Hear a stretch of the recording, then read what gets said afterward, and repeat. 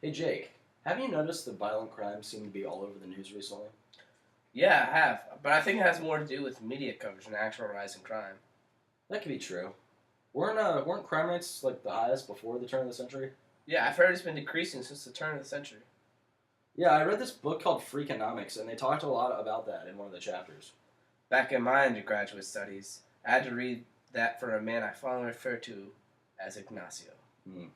The book mentioned that crime rates began to increase during the 60s, and apparently the criminal justice system got a lot more lenient around that time, and they were arresting fewer people and giving shorter sentences to the people that they actually arrested. That was during the civil movements, correct? I heard that the judges often feared they would appear racist, so in turn they would give out more lenient prison sentences. That makes a lot of sense after the civil rights movement.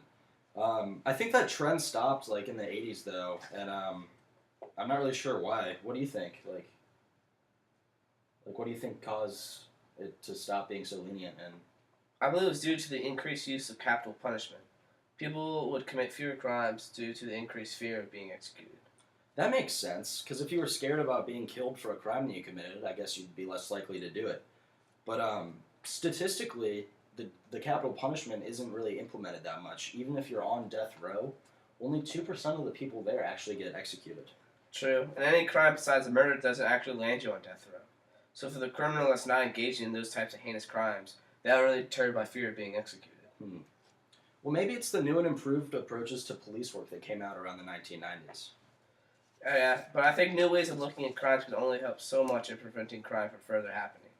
The real reason for such a drop was the increased amount of active law enforcement that agencies were implementing and were hiring. That makes sense. More cops, less crime. The Freakonomics book actually proposed one really controversial cause to the 1990s drop in crime. Oh, what was that? It was actually the national legalization of abortion with the court case of Roe v. Wade in 1973. How does abortion have anything to do with the crime rate? Take a guess. Maybe it has to do with there being less people being born, so there's less people in the world to commit crime? That's actually a huge part of it. But what type of person would need an abortion the most? For people needing abortions, I think of those people who are financially unable to raise a child.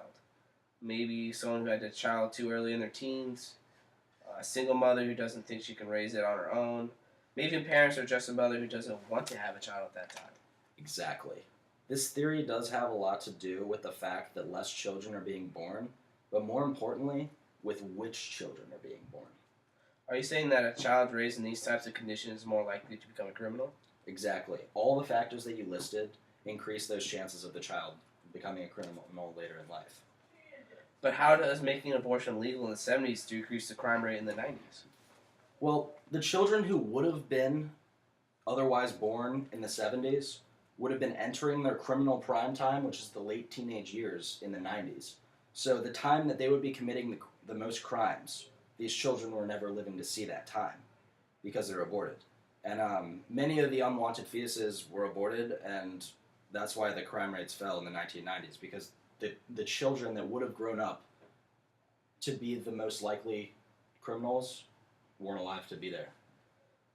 Couldn't that just be a correlation? With Roe versus Wade making it legal throughout the states, couldn't policies taken by the country as a whole be the reason for the decrease in crime rate during that time? It's true, but abortion was legal in 5 states before the Supreme Court decision in Roe v. Wade.